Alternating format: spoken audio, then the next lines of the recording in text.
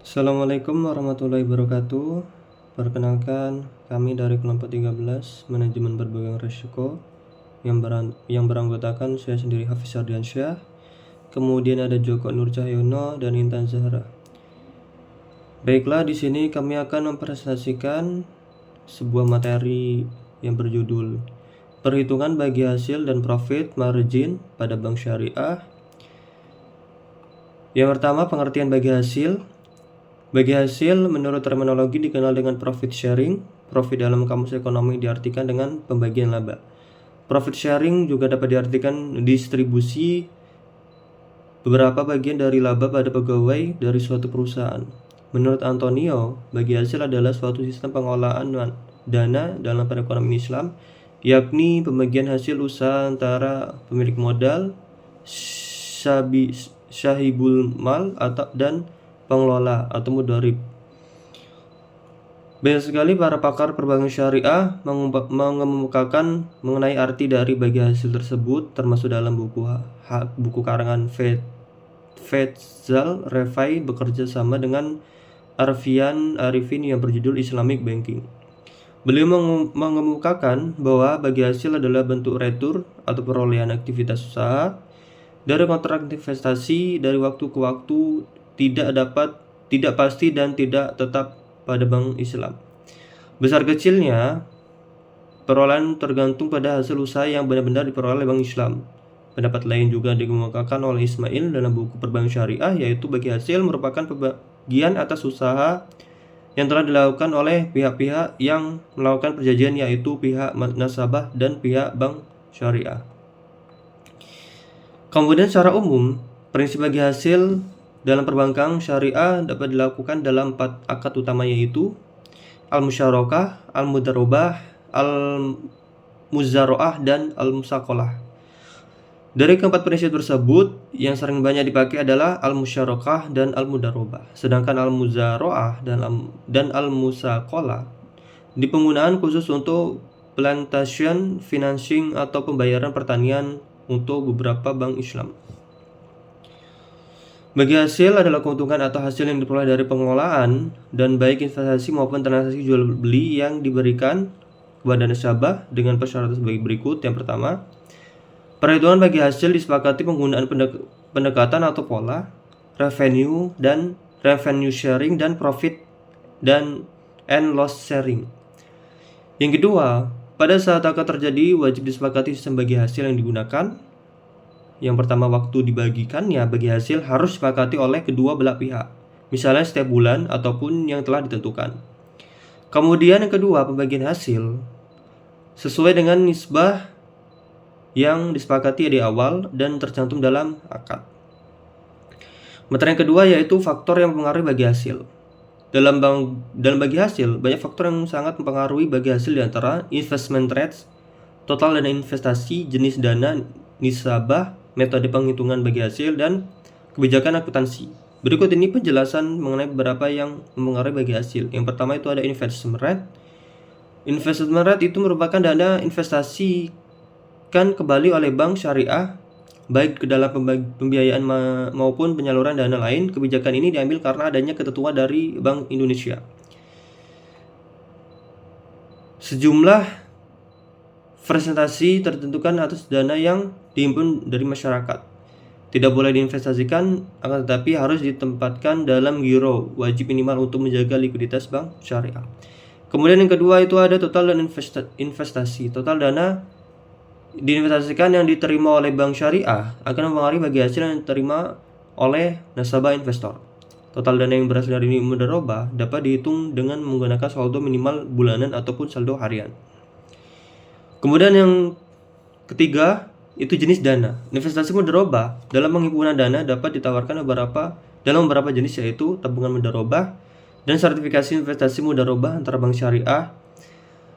Kemudian yang keempat, nisbah. Nisbah merupakan prestasi tertentu yang disebutkan dalam akad kerjasama yang telah disepakati antara bank dan nasabah investor. Kemudian yang kelima, itu ada metode perhitungan bagi hasil. Bagi hasil akan berbeda tergantung pada dasar perhitungan bagi hasil, yaitu bagi hasil yang dihitung dengan menggunakan konsep revenue sharing dan bagi hasil dengan menggunakan profit loss sharing. Kemudian yang selanjutnya itu adalah kebijakan akuntansi. Kebijakan akuntansi akan mempengaruhi pada besarnya bagi hasil. Beberapa kebijakan akuntansi yang akan mempengaruhi bagi hasil antara lain penyusutan. Yang materi yang ketiga adalah faktor yang mempengaruhi perhitungan bagi hasil. Dalam laporan keuangan, Bank Islam terdapat beberapa pos perkiraan yang menjadi pengaruh unsur perhitungan bagi hasil, yaitu pendapatan margin dan pendapatan bagi hasil dihitungkan berdasarkan perolehan pendapatan pada bulan berjalan. Kemudian selanjutnya saldo dana pihak ketiga yang dihitung dengan menggunakan saldo rata-rata harian bulanan yang bersangkutan. Selanjutnya pembiayaan yang dihitung berdasarkan saldo rata-rata harian bulanan bersangkutan, namun ada juga bahwa yang diambil adalah saldo rata-rata harian bulanan sebelumnya. Kemudian yang selanjutnya investasi pada surat berharga atau penempatan pada bank Islam lainnya. Penentuan kapan bagi hasil efektif dibagikan kepada para pemilik dana, apakah mingguan pada akhir bulan, pada tanggal Valentine, pada tanggal jatuh tempo, pada tanggal akhir tahun, dan lain sebagainya. Yang terakhir, penggunaan robot dalam menggunakan besarnya dana pihak ketiga. Baiklah, itu saja materi yang dapat saya sampaikan. Kemudian untuk materi selanjutnya akan disampaikan oleh Intan Nazara. Kepada Intan Nazara, silakan. Baik, selanjutnya ada perhitungan bagi hasil. Perhitungan bagi hasil dapat menggunakan dua banking, yaitu menggunakan metode revenue sharing dan profit sharing. Yang pertama itu revenue sharing. Dasar perhitungan bagi hasil yang menggunakan revenue sharing adalah perhitungan bagi hasil yang didasarkan atas penjualan dan pendapatan kotor atas usaha sebelum dikurangi dengan biaya. Bagi hasil dalam revenue sharing ini dihitung dengan mengkalikan nisabah yang telah disetujui dengan pendapatan bruto. Contohnya yaitu nasabah yang telah ditetapkan adalah 50% untuk bank dan 50% lagi untuk nasabah. Dalam hal ini, bank sebagai mudorib dan nasabah sebagai syahibul mal. Bila bank syariah memperoleh pendapatan 10 juta rupiah, maka bagi hasil yang diterima oleh pihak bank adalah 50% dikali 10 juta rupiah sama dengan 5 juta. Dan bagi hasil yang diterima oleh nasabah sebesar 5 juta. Pada umumnya, bagi hasil terhadap investasi dana dari masyarakat menggunakan revenue sharing. Yang selanjutnya itu ada profit sharing. Dasar perhitungan bagi hasil dengan menggunakan profit sharing merupakan bagi hasil yang dihitung dari laba atau rugi usaha. Kedua pihak, bank syariah maupun nasabah akan memperoleh keuntungan atas hasil usaha dan ikut menanggung bila dalam suatu usaha tersebut mengalami kerugian. Selanjutnya ada pengertian margin keuntungan. Margin adalah kenaikan bersih dari aset bersih sebagai akibat dari memegang aset yang mengalami peningkatan nilai selama periode yang dipilih oleh pernyataan pendapatan. Keuntungan juga bisa diperoleh dari pemindahan saling tergantung insidental yang sah dan yang tidak saling tergantung, kecuali transfer yang tidak saling tergantung dengan pemegang saham atau pemegang rekening investasi tak terbatas dan yang setara dengannya.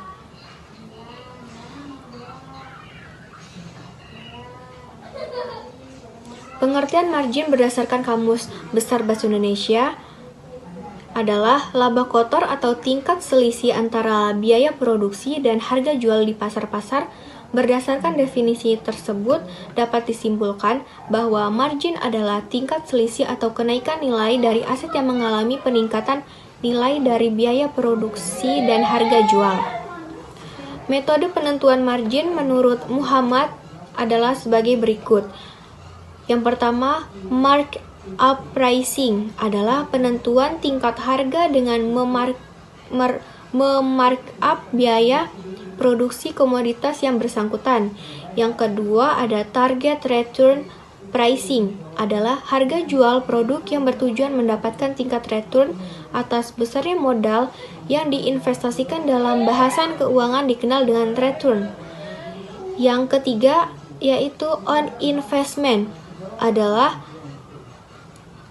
dalam hal ini perusahaan akan menentukan berapa return yang akan diharapkan atas modal yang diinvestasikan. Yang keempat, received value pricing adalah penentuan harga dengan tidak menggunakan variabel harga sebagai harga jual. Harga jual didasarkan pada harga produk pesaing di mana perusahaan melakukan penambahan atau perbaikan unit untuk meningkatkan kepuasan pembeli. Dan yang terakhir itu adalah value pricing, adalah kebijakan harga yang kompetitif atas barang yang berkualitas tinggi. Selanjutnya ada penempatan nilai margin. Fatur Rahman Jamil dalam bukunya yang berjudul Penyelesaian Pembiayaan Bermasalah di Bank Syariah mengatakan bahwa bank melakukan penetapan margin atau keuntungan dari harga jual sejumlah tertentu dengan mempertimbangkan keuntungan yang akan diambil. Biaya-biaya yang ditanggung termasuk antisipasi timbulnya kemacetan dan jangka waktu pengembalian. Hal ini ditunjang untuk Undang-Undang Perbankan Nomor 10 Tahun 1998 tentang perubahan Undang-Undang Nomor 7 Tahun 1992 tentang Perbankan, Pasal 1 Nomor 13 dan Pasal 6 huruf M, yang berisikan tentang pembiayaan pada perbankan syariah. Muhammad dalam bukunya yang berjudul Sistem Prosedur dan Operasional Bank Syariah menuliskan dalam pembiayaan murabahah, harga jual dan pemesanan adalah harga beli produk plus margin keuntungan yang telah disepakati. Dalam Al-Quran juga disebutkan bagaimana akad jual beli haruslah dilakukan dengan adil, dengan penetapan yang tidak merugikan satu pihak dengan pihak yang lain. Hai orang-orang yang beriman, janganlah kamu saling memakan harta sesamamu dengan jalan yang batil atau tidak benar, kecuali dalam perdagangan yang berlaku atas dasar suka sama suka di antara kamu. Dan janganlah kamu membunuh dirimu, sungguh Allah Maha Penyayang kepadamu. Quran Surat An-Nisa ayat 29. Di sini saya akan menyampaikan materi selanjutnya, yaitu bagian G, margin atau keuntungan. Margin atau keuntungan adalah sebuah persentase tertentu yang ditetapkan per tahun. Jadi, jika perhitungan margin keuntungan secara harian, jumlah hari dalam setahun ditetapkan sebesar 360 hari. Dan jika perhitungan margin keuntungan secara bulanan, setahun ditetapkan sebesar 12 bulan. Pada umumnya, nasabah pembiayaan melakukan pembayaran secara angsuran. Tagihan yang timbul dari transaksi jual beli dan atau sewa berdasarkan akad murabahah, salam, istisna, dan atau ijarah disebut sebagai piutang. Besarnya piutang tergantung pada plafon pembiayaan, yakni jumlah pembiayaan atau harga beli ditambah harga pokok yang tercantum di dalam perjanjian pembiayaan.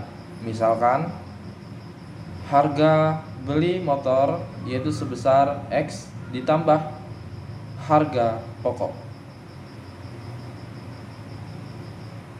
Penetapan margin dan keuntungan. Secara teknis, yang dimaksud dengan margin keuntungan adalah persentase tertentu yang ditetapkan per tahun. Perhitungan margin keuntungan itu adalah sebuah persentase tertentu yang ditetapkan per tahun. Perhitungan margin keuntungan secara harian, maka jumlah dalam setahun ditetapkan 360 hari. Perhitungan margin keuntungan secara bulanan, maka setahun ditetapkan sebesar 12 bulan. Lalu di sini ada referensi untuk margin atau keuntungan, diantaranya ada Direct Competitor Market Rate atau DCMR, adalah tingkat margin keuntungan rata-rata perbankan syariah atau tingkat margin keuntungan rata-rata beberapa bank syariah yang ditetapkan dalam rapat ELCO sebagai kelompok kompetitor langsung. Lalu ada Indirect Competitor Market Rate atau ECRI. ECRI adalah tingkat suku bunga rata-rata perbankan konvensional yang dapat rapat di ELCO ditetapkan sebagai kelompok kompetitor. Lalu ada Expected Competitive Return for Investor atau ECRI, adalah target yang hasil kompetitif diharapkan akan diberikan kepada dana pihak ketiga. Lalu ada Accruing Cost, adalah biaya yang dikeluarkan oleh bank langsung terkait dengan upaya untuk memperoleh dana pihak ketiga. Lalu ada Overhead Cost. Lalu di sini ada penetapan harga jual nomor 2. Setelah memperoleh referensi margin keuntungan, bank harus melakukan penetapan harga jual. Harga jual adalah penjumlahan harga beli atau harga pokok, harga perolehan bank, dan margin keuntungan. Lalu yang ketiga ini ada pengakuan angsuran harga jual. Angsuran harga jual terdiri dari angsuran harga beli atau harga pokok dan angsuran margin keuntungan. Lalu ada bagian H, di sini yaitu perhitungan margin. Di sini untuk menentukan harga jual yaitu dengan cara harga jual bank sama dengan harga beli bank ditambah jangka waktu dalam kurung dikali cost recovery ditambah margin. Lalu untuk menentukan cost recovery atau CR yaitu dengan cara nilai pembiayaan dibagi total pembiayaan dikali estimasi biaya operasi 1 tahun. Lalu untuk menentukan margin yaitu presentasi dikali pembiayaan bank. Nah, lalu ada pun contoh sebuah soal yaitu seorang Bapak Robji mengajukan pembiayaan pada bank dengan rincian sebagai yaitu membeli sebuah unit mobil harganya 150 juta dan bank memberikan pembiayaan sebesar 120 juta dengan pembayaran uang muka sebesar 30 juta dalam jangka waktu 2 tahun. Dalam bank tersebut total pembiayaan menggunakan akad murabahah mencapai 5 miliar dengan RPR sebesar 10% dan estimasi biaya operasional sebesar 200 juta. Nah, untuk menjawab soal tersebut yaitu cost recovery sama dengan nilai pembiayaan dibagi total pembiayaan dikali estimasi biaya operasi menghasilkan hasil 4.800. Lalu margin presentase dikali pembiayaan bank sama dengan 10% dikali 120 juta yaitu 12 juta. 10% dari 120 juta adalah 12 juta. Nah, hasil yang didapat dari keseluruhan yaitu 141.600 juta. Dengan begini dapat terlihat jelas bahwa pembiayaan dengan menggunakan akad murabahah memiliki kepraktisan dan lebih mudah dipahami. Lalu, adapun akad ini yaitu bai'i al-murabahah adalah jual beli barang pada harga asal dengan tambahan keuntungan yang disepakati.